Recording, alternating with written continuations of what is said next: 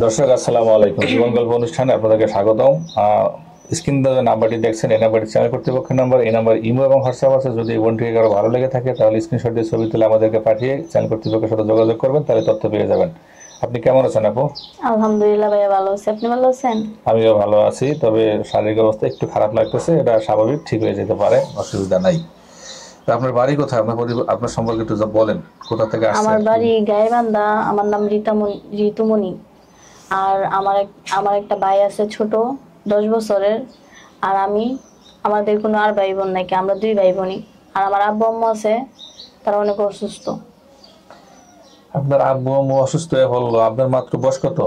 আমার বয়স 20, আপনার 20-এ পড়ছে। উচ্চতা কতটুকু জানা আছে? উচ্চতা কতটুকু মানে জানা নাই, এটা কখনোই মানে। জানা না, দর্শক হয়তো 5 ফুট 2 ইঞ্চি হতে পারে, আমার কাছে এরকমই মনে হয়েছে। 2 বা 3 ইঞ্চি হতে পারে। আর ওজন কত হবে? 50 কেজি হয়তো বা হবে।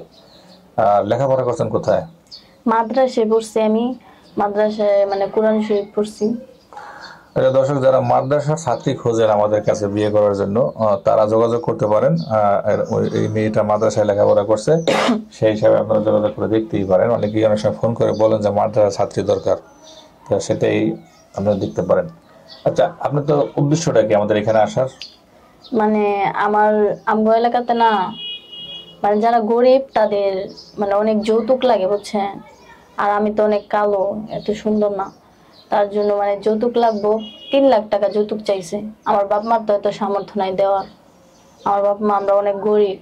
তার জন্য আইসি, জানি একটা বিয়ে বিয়ে শাদী করার জন্য তিন আসছি। লাখ টাকা যৌতুক চাইছে, এটা দেওয়ার সামর্থ্য নাই, এই জন্য আপনি মিডিয়াতে আসছেন। হ্যাঁ, হ্যাঁ, মিডিয়াতে আসা অপরাধও না, দোষেরও না। হ্যাঁ, আসতেই পারেন, অধিকার আছে, যেহেতু ডিজিটাল যুগ, মানে ডিজিটালি ব্যবহার করে।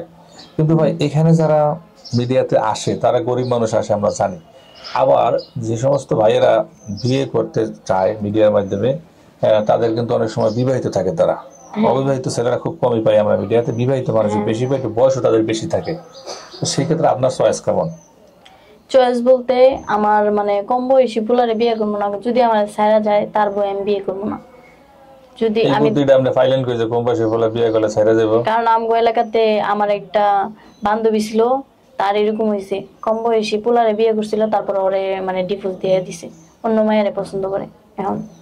অন্য মেয়ে পছন্দ করে দেখে হ্যাঁ, ভয় লাগছে। হ্যাঁ, এখন আপা, সবচেয়ে বড় কথা কি, যারা মিডিয়াতে আসে আর যে সমস্ত ছেলেরা মিডিয়াতে মেয়ে খোঁজে, তাদের বয়স একটু বেশি হয়। আমি দেখছি, আমার অভিজ্ঞতা 40-50 বছরের মধ্যে তাদের বয়স থাকে। হ্যাঁ। এখন আপনাকে বিয়ে করলে কিন্তু এই 40-50 বছরের বয়সের মধ্যে পুরুষ বাঁচতে হবে, কারণ এখানে 30 বছর 35 বছর ছেলে খুব কম। আমার কোনো সমস্যা নাই। কিন্তু তারা তো তাদের বউ থাকতে পারে। বউ থাকুক, আমার মানে সুখে রাখলে।